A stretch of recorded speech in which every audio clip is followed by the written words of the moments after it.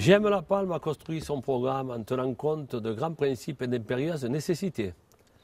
La fiscalité ne doit pas être aggravée par la gestion municipale. Le maintien des impôts locaux à leur niveau actuel est nécessaire. La maîtrise fiscale sera notre souci permanent et cela sans galvauder les services à la population. Nous créerons même par un développement pertinent de nouvelles recettes pour la commune. Notre programme doit favoriser l'emploi sans dégrader l'esthétique et la qualité de vie de notre village. Voilà notre challenge.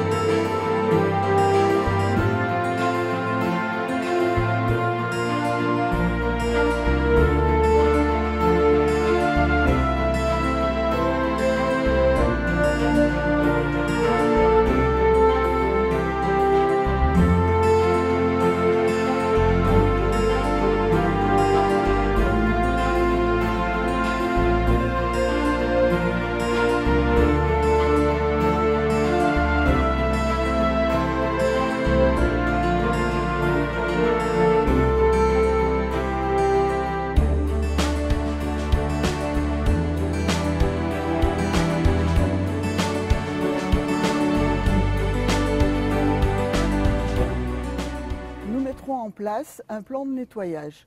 Un référent propreté sera nommé au sein du conseil municipal.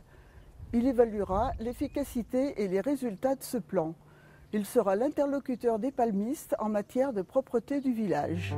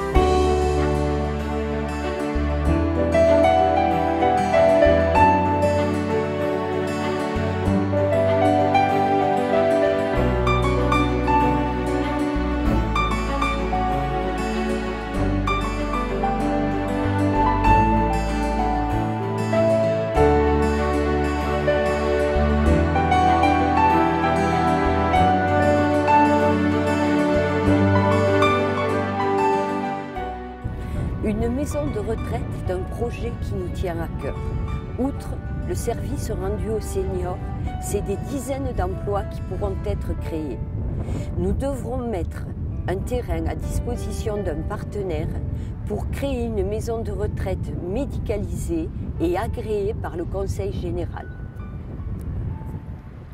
Nous mettrons en place les moyens et les fonds nécessaires afin que les enfants bénéficient au mieux d'activités périscolaires de qualité dans le cadre des nouveaux rythmes scolaires. Un éventail d'activités diverses et variées leur sera proposé en collaboration avec les associations locales et l'équipe pédagogique. La jeunesse ne sera pas oubliée. Nous voulons responsabiliser les jeunes afin qu'ils gèrent l'occupation et l'entretien d'un lieu qui leur sera dévolu.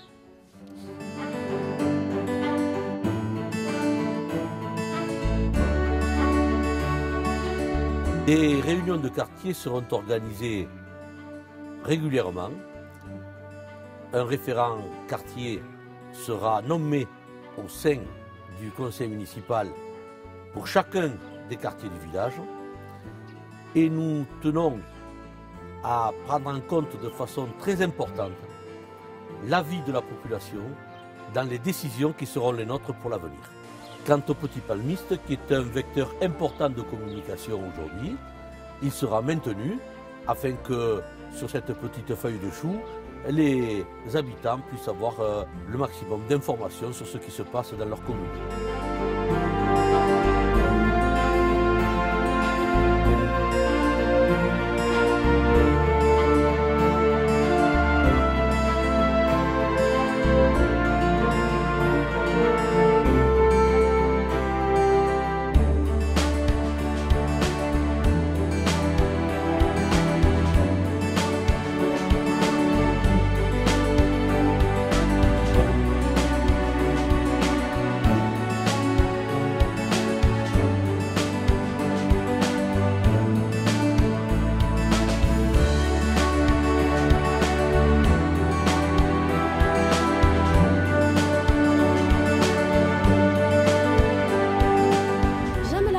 Soutient les viticulteurs et les démarches no touristiques. Nous nous engageons à rechercher des terrains afin d'y proposer la construction d'une zone de hangar et de garage.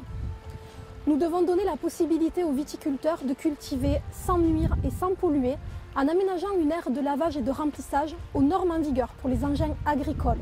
Nous orienterons le plus efficacement possible les vignerons intéressés vers les organismes d'aide dans le cadre de la réalisation de projets œnotouristiques.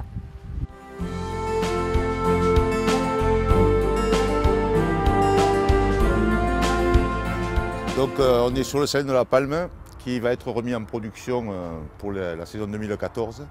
On va produire sur ce site 20 000 tonnes de sel à terme, mais pour cette année on envisage une production de 15 000 tonnes. Sur ce projet agricole, production de sel, on est greffé un projet touristique qui s'appuie sur une propriété de la commune, sur 3 hectares de terre qui nous ont été concédés en bail amphithéotique, où on a l'ambition de développer une base nautique pour gérer la fréquentation du plan de kitesurf sur l'étang de la Palme.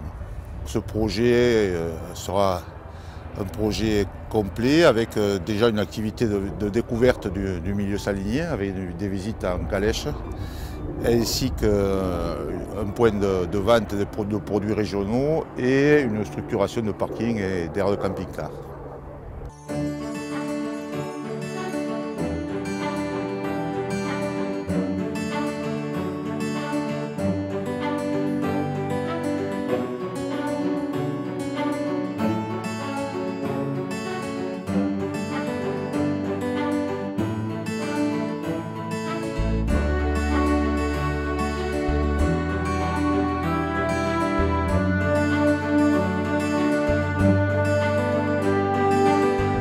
Outre ceux créés par les forces vives locales, artisans et commerçants, nous devons faciliter l'installation d'entreprises génératrices d'emplois. Plusieurs éléments favorisent cette démarche. Nous disposons de formidables atouts et arrivons au bon moment. En effet, un projet de zone artisanale existe déjà dans le secteur des cabanes, qui se retrouvera un jour sans l'aire de grand passage, qui n'est pas conforme aux normes en vigueur. Ce projet de zone artisanale doit servir de point d'appui pour en créer un autre plus ambitieux et plus large, dans un lieu exceptionnel, desservi par une sortie d'autoroute et un rond-point national neuf. Ajoutez à cela l'extension du port de Port-la-Nouvelle et la gare TGV de Perpignan et comptez les atouts. C'est un beau projet qui arrive au bon moment.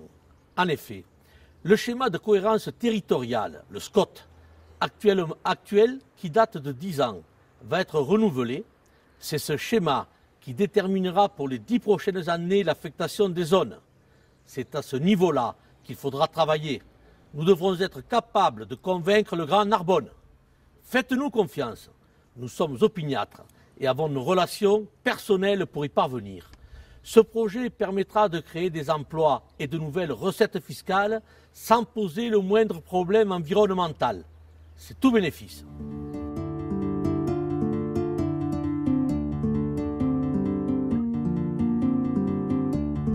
La Palme devra baser sa communication institutionnelle sur sa nouvelle qualité de station littorale.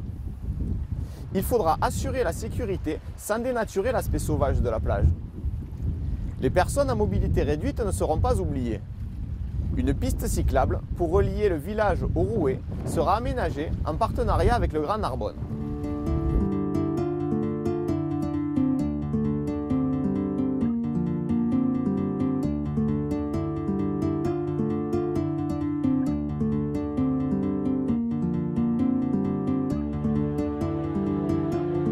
On a vraiment la chance à La Palme d'avoir 3 couleurs touristiques avec le bleu de la Méditerranée, le bleu des étangs, donc, qui vont permettre de développer les activités nautiques, les activités balnéaires avec ce bord de plage. Dans les 3 couleurs, j'ai parlé du bleu. Il y a aussi pour tous les amoureux de La Palme le vert avec des étendues de vignes, des étendues de garrigues. Et c'est vrai que là, toutes les activités de randonnée, de VTT, de vélo, donc, sont une véritable richesse. Pour ceux qui connaissent et qui aiment La Palme aussi, il y a cette couleur rouge, rouge de la passion, mais aussi rouge de la viticulture, avec l'onotourisme. Beaucoup de familles palmistes vivent du vin.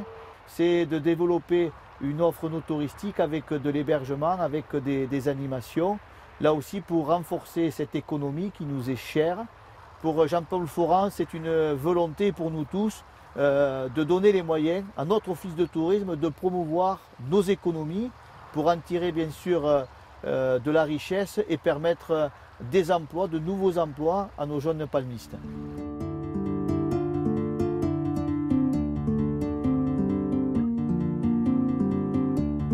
Notre village de La Palme est passé en quelques années de 1000 à 1500 habitants. La population croît régulièrement. Le nombre d'habitants augmentera dans l'avenir, mais il ne faut pas bousculer les équilibres et dépasser les possibilités offertes par les infrastructures. Le futur schéma de cohérence territoriale va permettre de faire évoluer le PLU. De nouvelles zones d'habitat, tout comme des zones d'activité, pourraient être créées. Nous veillerons à ce qu'elles n'impactent pas défavorablement l'harmonie paysagère et urbaine de la commune. Nous veillerons à un développement cohérent du PLU, respectueux de l'environnement et de l'esthétique paysagère du village. Nous tiendrons compte de la cohérence par rapport à l'existant. Pour faire face aux extensions en cours ou au futur, des aménagements de voirie seront nécessaires et en premier lieu, l'élargissement du chemin des caveaux. Le commerce et l'artisanat sont essentiels à la vie du village et à l'emploi. Il faut atteindre et garder un seuil de population à partir duquel le commerce et l'artisanat peuvent envisager un développement. La présence de professionnels de santé dans le village est un atout primordial pour bien vivre à La Palme. Là aussi, le seuil de la population est une condition majeure pour le maintien et le développement de ces services.